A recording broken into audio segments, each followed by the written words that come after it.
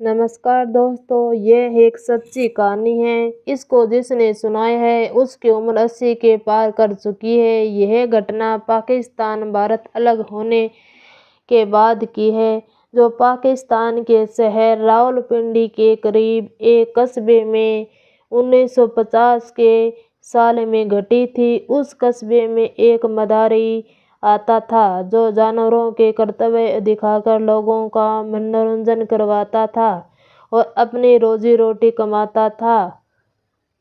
उसके पास एक रीछ, एक बंदर और एक बकरी थे। समय खेल तमाशे दिखाकर ही लोग अपना मनोरंजन करते थे। सिनेमा का इतना बड़ा चलन नहीं था कि ब्लैक एंड वाइट फिल्मों का दौर तो था, मगर वह कहीं कहीं था। मदारी का काम उस कस्बे में खूब चल निकला था। वह बंदर से कहता, बंदर उन सब लोगों को सलाम करते तो बंदर झट माथे पर हाथ रखता और पूरी भीड़ यानी देखने वालों को सलाम करता था। कभी कभी एक टांग पर खड़ा होकर नाचता। लोग उसकी हरकतों को बड़े ध्यान से देखते। बकरी से कहता कि अपनी दोनों टांगे पर खड़ी होकर दिखा। बकरी भी झटपट अपनी दोनों टांगे उठाकर दिखाती। मदारी पास एक रीछ था। वह बड़ा खास था, जिसे देखने के लिए ज्यादा ही भीड़ इकट्ठी होती थी। वह मदारी का पढ़ाया हुआ था, सुंदर रीछ था। मदारी रीछ से कहता कि लोगों को अपना खूबसूरत नाच दिखा, तो मदारी के इशारे मस्त होकर नाचने लगता था। रीछ की नाक में एक नकेल रस्सी की मदद से बंधी थी। मदारी उस रस्सी की मदद से रीछ को काबू में करता था। मदारी जहां अपना खेल दिखाता था, वहां आसपास मकान थे। उन मकानों में एक बिल्कुल सामने जो मकान था वह पूरा पुराना था। उसमें पति पत्नी रहते थे। उनकी शादी कुछ दिनों पहले ही हुई थी, यानी लड़की उस घर में नई नई ब्याही आई हुई थी। मदारी के डमरू की आवाज सुनकर मकानों की छत पर औरतें और छोटी बड़ी लड़कियां भी आ जाती थी और अपनी छत से मदारी के जानवरों के कर्तव्य देखा करती थी। वह जो लड़की नई ब्याह कर आई थी उसका नाम सरीना था। बेहद खूबसूरत, ऊंचा लंबा कद, लंबे घने काले बाल, गोरा चिट्टा रंग। सरीना को मदारी के कर्तव्य देखने का बड़ा ही शौक था। जैसे ही मदारी अपनी डुगडुगी बजाता हुआ दाखिल होता था, वहीं भी भागी हुई छत पर जाती, छत की मुंडेर के साथ लगकर खड़ी होकर मदारी के कर्तव्य देखती। लड़की कम उम्र की थी, बस 16 या 17 साल की थी। लड़की में अभी बचपना पूरी तरह से गया भी नहीं था।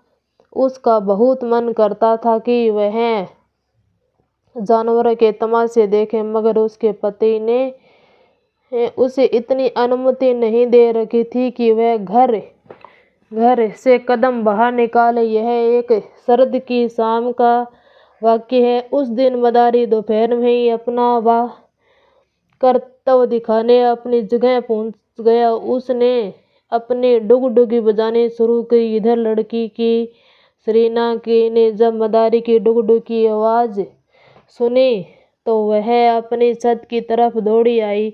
मदारी ने पहले बंदर का और फिर बकरी का तमाशा दिखाया। फिर उसने रीछ का तमाशा दिखाना शुरू कर दिया था। रीछ मस्त होकर नाच रहा था। वह सरीना भी रीछ को नाचते हुए देखकर बड़ी खुश हो गई थी। उसने ऐसे खेल तमाशे कभी नहीं देखे थे, क्योंकि उसका मायका दूर दराज था। रीछ का नाचना उसे बड़ा लुभाता था। उस रीछ ने नाचना शुरू किया तो लोगों ने इनाम के तौर पर सिंके फेंकना शुरू कर दिए थे। नाचते नाचते रींस की नज़र छत पर खड़ी उस लड़की पर जा पड़ी। रींस ने जब उसे देखा तो नाचते नाचते जमकर रुक गया और रींस की निगाहें उस लड़की पर जम गई। मदारी ने समझा शायद रींस नाचते नाचते थक गया होगा, इसलिए उसने खेल खत्म होने के लिए कह दिया। लड़की भी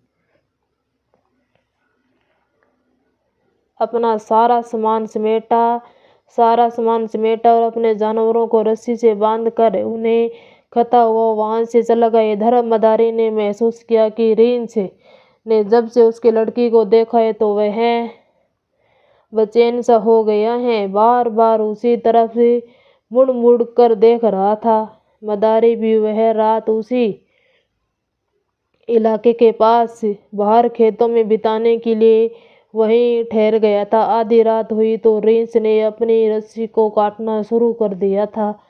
फिर वह रात में ही उस पुराने मकान के सामने पहुंच गया जहां उसने छत पर उसने लड़की को देखा था। वह घर के दरवाजे के पास पहुंचा और फिर उसने दरवाजे को देखा और दरवाजे को चाटना शुरू कर दिया। अगले दोनों पैरों से दरवाजे को खोलने की कोशिश करने लगा, मगर दरवाजे पर अंदर से कुंडी लगी हुई थी। फिर रींस ने दरवाजे पर में पैरों को मारना शुरू कर दिया था।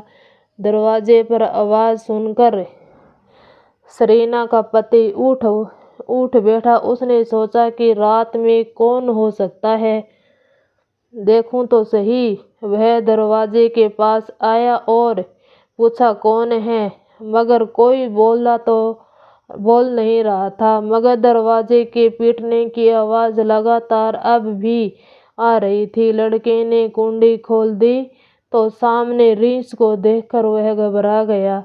उसकी तो चिंटी पिंटी गुम हो गई और जोरदार एक पंजा पहले तो उस सरीना के पति के मुंह पर दे मारा और फिर रींस अंदर घुस आया। वह दर्द से चीख पड़ा। रींस घर में घुस गया। लड़का दर्द से तड़पता हुआ पागलों की तरह रींस के पीछे दौड़ा, मगर रींस कमरे में दाखिल हो चुका था। रींस ने सरीना को उठाया और वहां से चल पड़ा।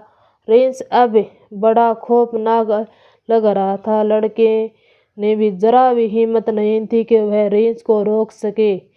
रींस सरीना को उठाए कमरे से निकाला और बाहर चल गया। लड़का भी बाहर आकर चीखता रहा, मगर रात में गली सुनसान थी। रींस भी उस लड़की को लेकर गायब हो चुका था। फिर लड़के ने कुछ पड़ोसियों के दरवाजे को खटखटाया और उन्हें सारी बातें बताई। फिर कुछ लोग लाठियां उठाए रींस के पीछे खेतों की तरफ दौड़े। लोगों को पता था कि मदारी कहाँ ठहरा है। वे मदारी की जगह पहुंचे तो देखा कि मदारी तो सो रहा है और रींस ने लड़की को एक पत्थर पर बिठा रखा था और उसके पांव चाट रहा था। लड़की बेहद डरी हुई थी। एक आदमी ने कहा, भाई जो भी करो ध्यान से करना, ऐसा ना हो कि यह रींस लड़की को नुकसान पहुंचा दे। एक ने चुपके से मदारी को जगाया। मदारी उठा तो लोगों को देखकर सोच में पड़ गया। जब उसे सब पता चला तो वह बड़ा परेशान हुआ। उसने सोचा वह रींस का मालिक है, वह लड़की को आसानी से रींस से छुड़ा लेगा। मगर मदारी जब लड़की के करीब पहुंचा तो रींस उसे भी मारने की ओर दौड़ा था। मालिक बड़ा हैरान हुआ। अब कुछ और लोग भी उसकी तरफ बढ़े। रींस अब उनकी तरफ उन्हें मारने को भी मुड़ा तो दूसरे कुछ लोगों ने रींस पर लाठियों से हमला बोल दिया था और लड़की को वहां से छुड़ा लिया। फिर रींस पर काबू पाकर उसे रस्सियों से बांध दिया। वे रींस को जान से मारना चाहते थे, मगर मदारी ने हाथ जोड़ने के लिए वह बोला, मेरे पेट पर लात मत मारो। लोगों ने मदारी को उसी समय वहाँ से चले जाने को कहा। मदारी सुबह होने से पहले वहाँ से चला गया। मदारी को उस इलाके में अच्छे खासे पैसे मिल जाते थे। उसे वहाँ से जाने का बड़ा दुख था। फिर मदारी ने सोचा, अब तो उस बात को 9 से 10 दिन गुजर चुके हैं, क्यों न मैं वहीं जाकर तमाशा दिखाऊं। उस घटना को लोग शायद भूल चुके हैं। दूसरे आसपास के गांव में उसे इतने पैसे भी नहीं मिलते थे जितने उस इलाके में मिलते थे। मदारी से रहा नहीं गया। वह फिर 10 दिन बाद उसी जगह पर तमाशा दिखाने के लिए आ गया था।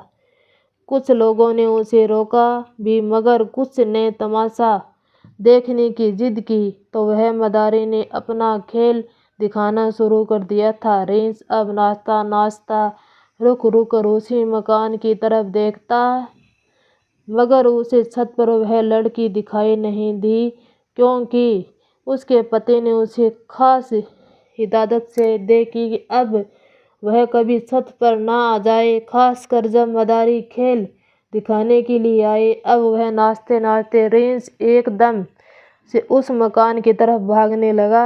उसने उस मकान के दरवाजे को जोर से धक्का दिया तो वह खुल गया, क्योंकि दिन ही था, कुंडी तो लगी नहीं थी।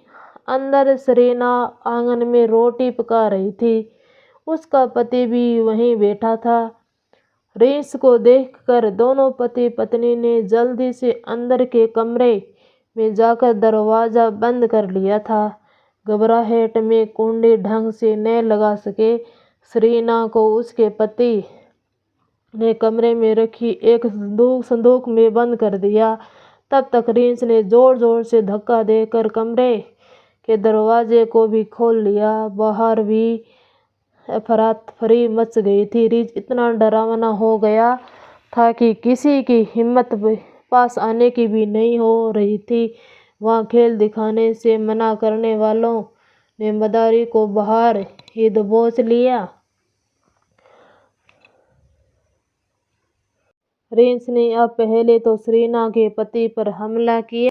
उसने अपने अगले दोनों पंजों उसकी गर्दन में गाड़ दिए, जहाँ से खून निकल पड़ा।